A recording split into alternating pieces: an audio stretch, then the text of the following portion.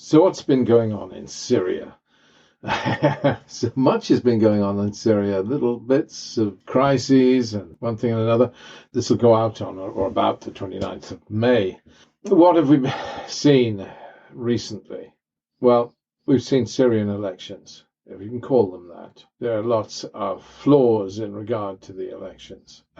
Mobs of right-wing groups in Lebanon attacked Syrian refugees and expatriates who went to cast their votes, and there was a lot of intimidation, really.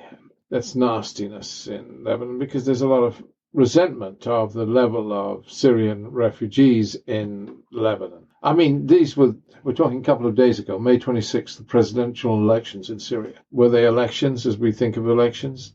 Not really, I suppose. Were they a complete farce? Not really, I suppose. Do Syrian voters fear repercussions if they fail to vote for Assad? Well, I don't know. Some may, actually. But Syria's split down the middle between those who want the status quo. And that doesn't mean they favor Bashar al-Assad, but they fear the opposition. They fear the opposition as being too Islamist. And those that favor the opposition. The opposition, of course, we're talking about the fighting opposition, which is Islamist.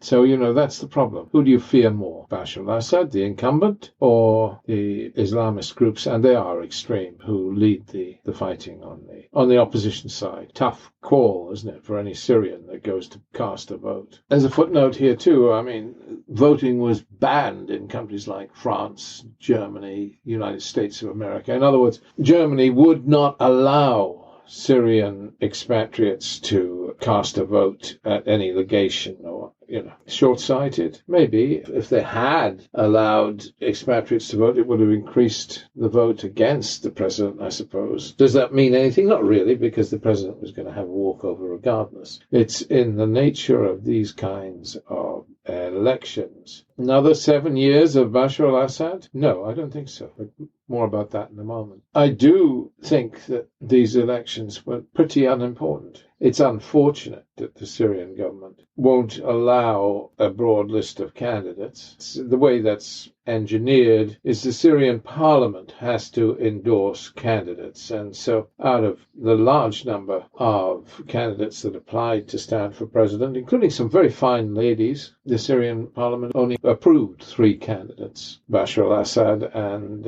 2 patsies, really. It seems to me anyway. So it made it a non-election in so many ways. And yet the West gets its knickers in a twist over this non-event, and the British Foreign Secretary and others make grand statements. I understand. People feel like, gosh, another 7 years of Bashar al-Assad. Now, Syria's been a nation in civil war. Bashar al-Assad is what he is. Is he any different from any other major Mideast ruler with his back against the wall? Let's start off by saying, is he any different from any other major Mideast ruler? From Saddam Hussein to Mohammed bin Salman to the Supreme Leader of Iran to Sultan Qaboos of Oman to Sisi of Egypt, to look at them. There's a kind of spectrum. There is no Mideast country that is not a dictatorship, is there really? Can you name one? A dictatorship in some shape or form, a monarchy, a dictator, or Israel? Iraq? Well, okay. Israel and Iraq. Let's exclude them. Then what have you got left? Lebanon?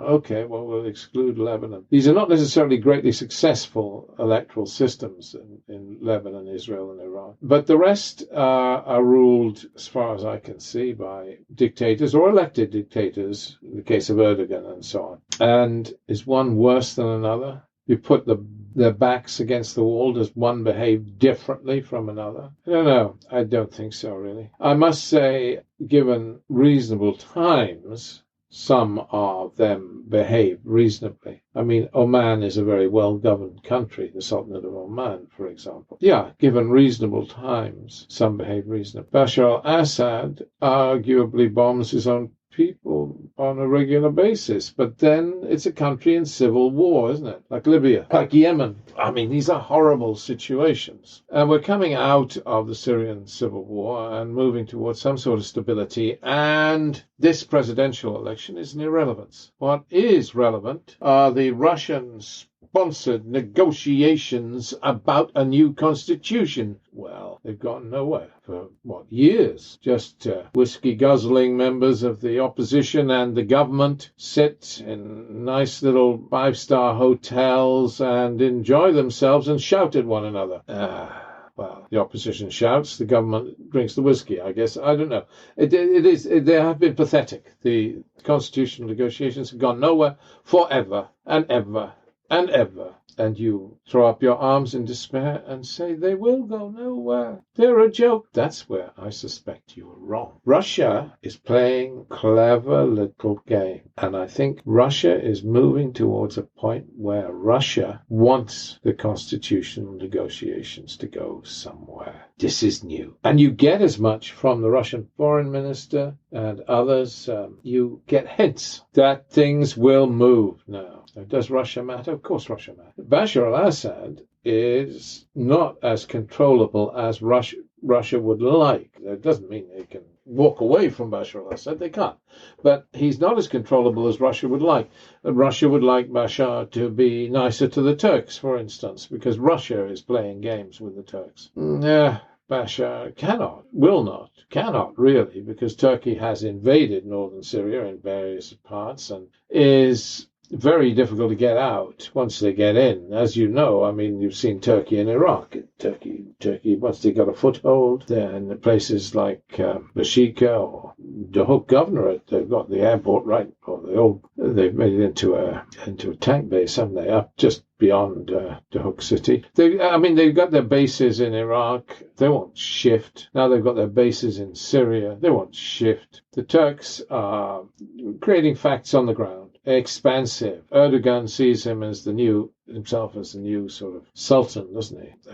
He wants that kind of caliphate role. And so what do you expect from Bashar al-Assad? He has to oppose Turkey. Russia is asking too much. But that said, Russia would like a little bit more appreciation for what it does on behalf of the Syrian government, and it feels it's not getting it. And you've had some hostile press in Russia and Moscow about Bashar at times. But like I say, Bashar can't play the game any other way than the way he plays it, really. He's also constrained by events and situations. Beautiful Damascus, beautiful Syria, a country with more varieties of olive tree than any other country on earth. It's where the birthplace of the olive tree comes from, not Palestine. Beautiful country, multifaceted in its religion and culture. Druze, Christians, heartland and homeland of the Aramaic language in Malula. Syria is magnificent, wonderful, wonderful country, beautiful country. But there you go. It's in pain, it's suffering, and I think we're moving towards a better place. I think we're moving towards new elections in Syria. Just whispers that I get. I think that the negotiations will succeed. Now, what's key to the new constitution? Well, it's key that anybody is allowed to stand. It's key that the existing parliament doesn't have a veto as to who stands. Yeah, the existing constitution will only allow people who have been resident in Syria for the last 10 years to stand. Well, that obviously has to go. There are various things that has to go, but it's achievable. Or you can have some sort of interim government prior to new elections. But does this mean that Bashar al-Assad is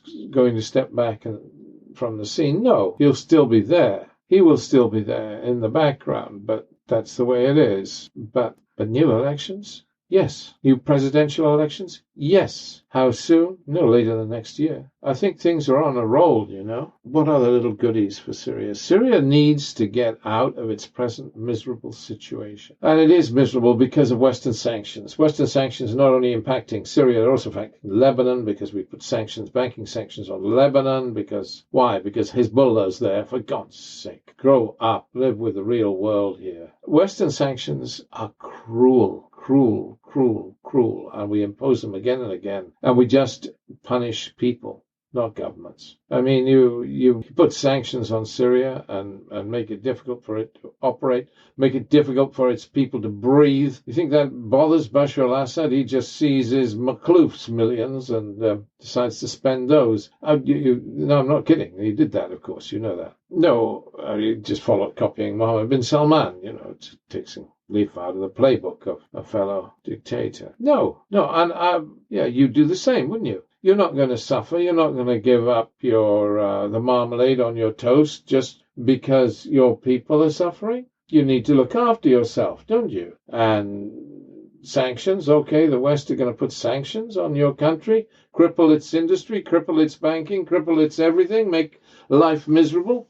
Yeah, but you don't have to suffer. Sanctions are cruel, and the West uses them as a cheap, easy option it's just what it is, isn't it? But peace with Israel is a way out. Because if there were peace with Israel, then the West cannot continue to put sanctions on Syria. It's a way out. What is the stumbling block? The Golan? No. Syria doesn't have to renounce its claim to the Golan to have peace with Israel. There are ways around this, and there's some very good plans that have been put forward for the Golan to make it into kind of a park or community. You could do that, actually. Both countries not renouncing their sovereignty claims. I mean, there's no need. There are things that can be done with regard to the Golan. There are ways around the Golan issue, and peace with Israel would come and bring big benefits for Syria. And if we did it right, it might even bring benefits for the Palestinians because, it could be done in that way so that it actually promoted the phased implementation of the Abdullah Plan, the so-called Arab Plan. That would be one way forward. But what's the big stumbling block? The big stumbling block is Iran, of course. Israel does not want peace with Iran, and it does not want peace with Syria whilst Iran is in Syria. Is there a way around this? Can you keep Iran out of the Syria south of Damascus or south? I mean, what can you do? This is difficult, but I know for a fact that there are a lot of conversations in Damascus behind the scenes about the option, the peace with what you might call the nuclear option, the major, stunning option, the question of peace with Israel. What is the best thing for Syria, for the future of Syria? Well, what we need is rapprochement between Russia and America. We could see rapprochement. I mean, Russia doesn't help. It's been very childish in recent years, poisoning opposition people in the most horrible ways. Childish, like the Borgias or something like that. I mean, Russia, come on, grow up, Russia. You are now a world power in a new way, and you have to show some decent manner of behavior so that you can be re-embraced by countries like the United States of America. It doesn't take much, just take some basic decency. USA is no example to anybody, of course. I mean, USA still got Guantanamo despite Obama's best promises. No, the USA, the way it treats its black community. Well, that's a whole other issue anyway. But so you can't hold the United States of America as some great sort of symbol of the city on the hill, of the New Jerusalem, but not anymore anyway. Perhaps we will be able to over time. America gets its act together. And we hope so, because I'm of America, for goodness sake. We hope so. But for the moment, what we're asking is Russia to hold out a hand of fellowship so that we can move forward in regard to a better relationship between the United States of America and Russia so that we can see a new beginning in Syria. I think that's what it takes. I think things are not bad. I think it's a very good moment in time. I mean, it's a moment in time we're filled with hope. So let's hope against hope against hope. Let's keep hoping for a better time for Syria. So many need it. People in Idlib who are suffering, starving, dying of COVID. There's so many people need. Syria needs a better tomorrow. Now is the chance. Now is the opportunity. God bless Syria. And God bless you all. Thank you.